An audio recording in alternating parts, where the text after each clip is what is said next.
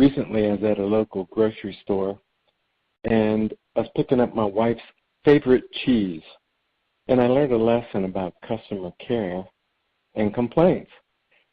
There was one employee in the back of the department cleaning the sink, and a customer was patiently waiting ahead of me. Now, she was just standing at the counter, not making a noise, not wanting to interrupt this lady cleaning the sink. And I asked if she had been helped yet, which caught the attention of the deli employee. She said no, and obviously when she came up and asked me, the employee, have you been helped yet? And I said, oh, this lady's ahead of me, and she ordered some sliced turkey by brand. So she ordered a brand of sliced turkey in which, after the employee heard it, she made a sour face. It was like, really? You want that brand?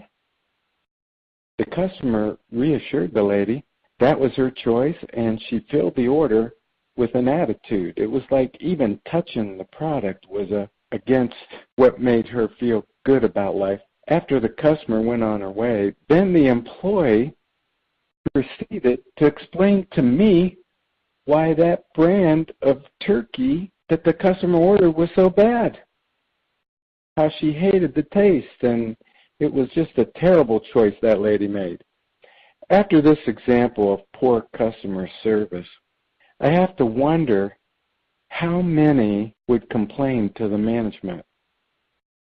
Generally, I believe people don't want to take the time to complain.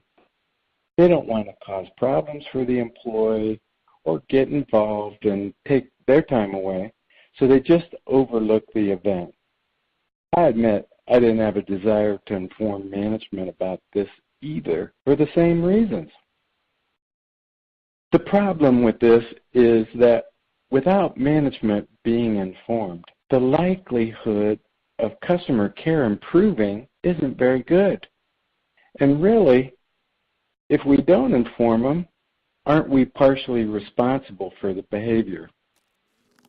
How can they address a problem they didn't even know exists? It seems to me companies need to develop an easy process for customers to inform management of experiences, both positive and negative. I have a few dealership clients that the dealer's cell phone number is published on posters and billboards to make access easy for the customer to discuss issues and try to work through a resolution. Although this seems excessive, the commitment of these dealers to provide exceptional customer care is impressive.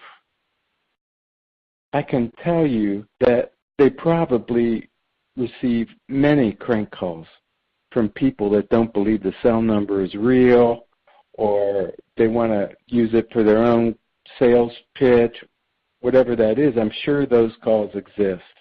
But the fact is, the commitment of these dealers to the customer care that their dealership provides requires it. That's the level of care they want to give. And I've seen examples where they've received calls, and maybe they weren't totally justified, but when they get involved with their employee to resolve the issue, that culture's throughout the dealership. Well, I might as well take care of this now because they'll call them and I'll end up back in front of me anyway, and the dealer's going to take care of it, so I had better just do it now. Save everybody a lot of time. Today's companies have fallen away from cultures that provide exceptional customer care. Customer complaints should be considered a valuable tool to improve service. What are they complaining about? Why? Was it a real issue? Should I change a process to make it better for all of my customers in the future? Most people don't complain to management about poor experiences.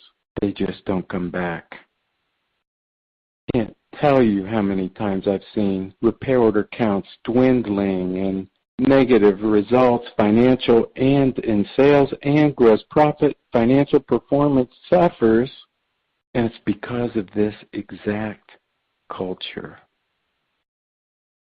They don't come back, and they're not taken care of. Customer satisfaction is a requirement of retention and growth for the future. Let's all take part.